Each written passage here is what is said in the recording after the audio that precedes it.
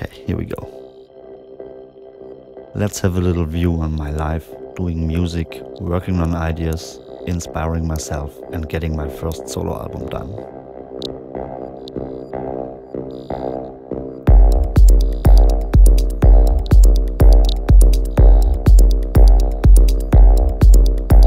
In 1995 I started DJing in Berlin's techno underground scene.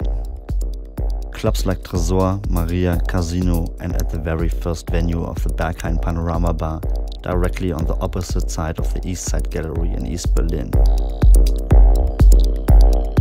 Around 1997 I decided to produce my own tracks with software like Fast Tracker and the very first available versions of Steinberg's Cubase VST. Of course, when you try something you never did before, the tracks were sounding shitty and lame. In the late 90s it wasn't that easy creating electronic dance music without any skills. There was no beginner hardware or software giving you any idea how to start up, and nobody was able to show you how it works. Not even Google was much of a help. Don't forget that the computer itself was a terrible slow thing with the power of a calculator from nowadays. Anyway, combined with my first hardware synths and drum machines like the Jomox X-Bass 09, Roland Juno or the Clavier Nordlied, everything became better and better from song to song, from day to day.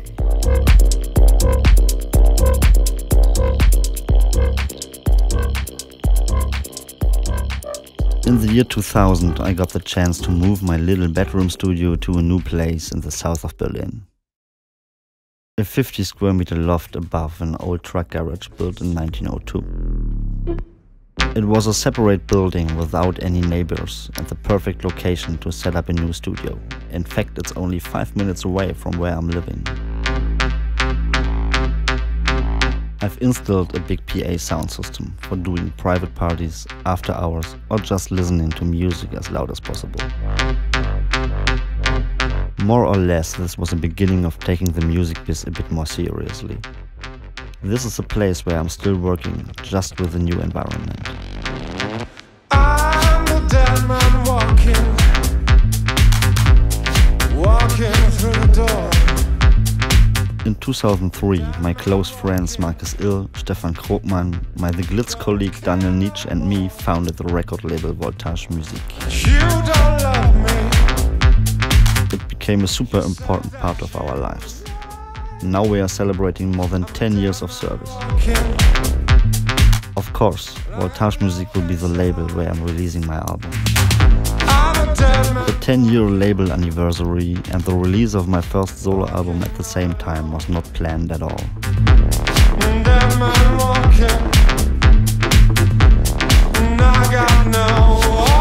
Over the years I have done a lot of ghost writing for other artists and DJs. Also recording and mixing bands, as well as establishing an audio mastering service for labels and artists has been part of my work. I've spent a lot of time on all my other projects. You may know Cascandy, Hannon and The Glitz. Especially our The Glitz project that I run together with my very close friend Mr. Daniel Nietzsche became an important part of my life and work. Anyhow, I'm not a big fan of concept albums or all these mysterious ideas how to sort names and tracks. From the beginning on it was pretty clear to mix up a couple of tracks in a very different style and range. I cannot concentrate on only one genre while producing so much material for an album. Imagine how boring this would be for me, and of course for the ones who listen. In fact, this would be my first solo album. I decided to take enough time to create something that's really me. Kind of an electronic music journey into my head. Maybe a bit unusual, but I decided to start the whole thing with producing the interludes, intro and outro first. This was an important step and helped me a lot to spot the direction for everything what can possibly happen later on. In addition to the more or less experimental interludes, all the further tracks grew slowly from house to deep house to tech house to groovy dance floor anthems. So, it took me 2 months to finish around about 35 tracks. I chose 20 of them for the album, moved them into a new folder on my computer, went to holidays and didn't listen to the songs for at least 3 months. Indeed, this was a very good decision. At the end, I deleted at least 10 of the tracks immediately. Mostly all of the dance floor anthems. This wasn't really me. So why should I put pure big room rave bombs on an album like this? I don't even play those tunes anymore.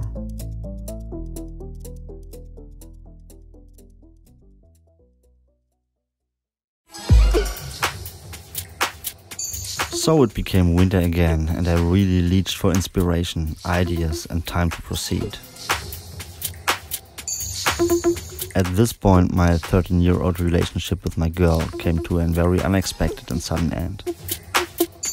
Additionally, the dark season and gloomy weather contributed to my decision to have a new go on the tracks and kick lots of them into the garbage. My head switched into a kind of restart mode. Luckily, the studio is just 50 meters away from a big lake. I can choose between 2 little parks located directly on the waterfront.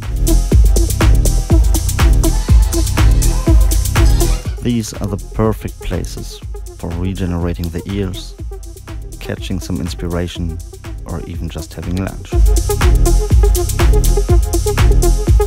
Okay, it's a bit more charming when it's warm and green outside, no question. However, this is the perfect place to escape the studio routines and listen to the tracks more objective.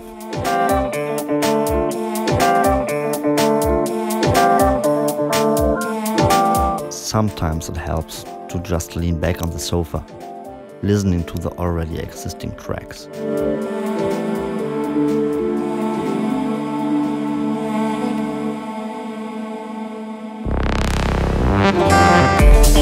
One of the places where I'm totally into listening to music is my car. Always a good reference to detect mixing failures or call it arrangement ideas. Connecting to friends or colleagues for listening sessions is the best help you can get. And I've been waiting in the wings. Playing the tracks in clubs and on festivals as much as possible is also a good opportunity for direct feedback and the most important influence for me. Especially on the tracks made for the dance floor, I have done lots of changes after playing them. Waiting for the summer rain to fall.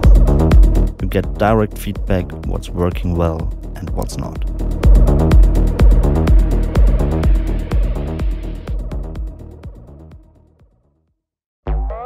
Vinyl. Everything started with the Black Gold. I played vinyl for 15 years. I'm more than happy to have had a school like this. It gave me the understanding how to bring tracks together in a good sounding way, while using my hands as an extension of my ears.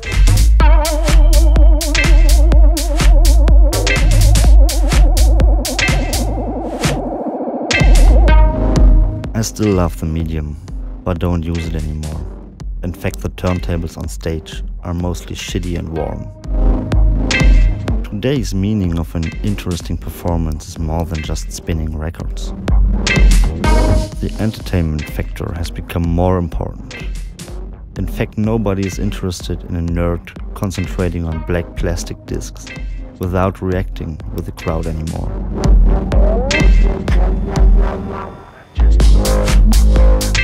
Even though I sold the most of my collection, I still love vinyl and kept my all-time favorites and the records I've enjoyed the most. Sometimes I just grab into my shelf and listen to some records that influenced me a lot in the early days. A vinyl is kind of touchable music. This understanding is unfortunately getting a bit lost. by the upgrowing generation of artists nowadays. There's one very special track on my album called Haifa.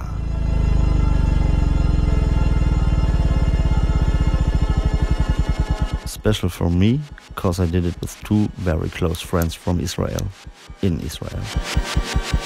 Mr. Avishai Balta and Mr. Eitan Reiter. Haifa, cause we made the track together in this beautiful harbor city, located in the north of Israel.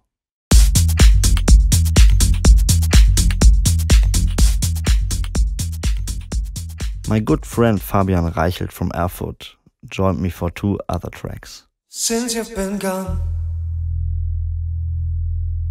it's that cold. Fabian is a singer with a very unique vocal, lots of experience in electronic dance music, and how to keep the functionality without becoming too cheesy.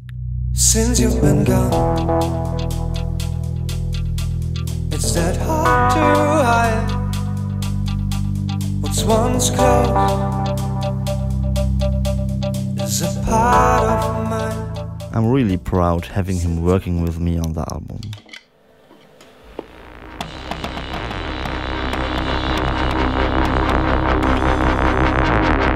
No, I'm everything but a professional drummer. But sometimes it helps me to create more than just programmed percussions or beats. A simple hi-hat line is sounding much more organic when it's played live. Looped, cutted and a bit rearranged, it's still something I would never create by a mouse click.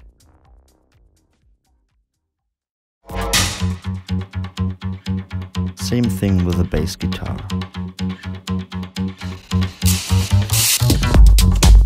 No, I really have no idea how to play a bass guitar. But maybe the creation of unusual sounds is more exciting that way. It led to me creating some very interesting bass sounds, slides and effects with this toy.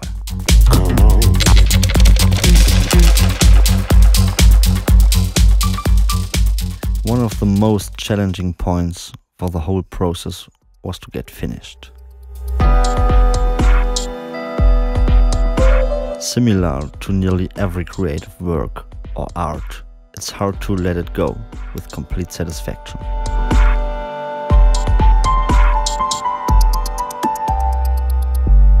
However, the project took me 18 months with ups and downs.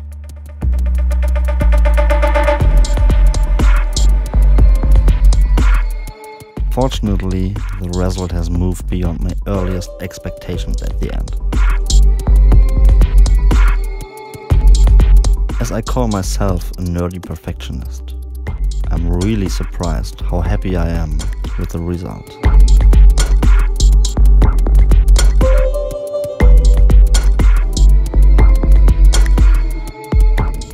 It became 100% Andreas Henneberg.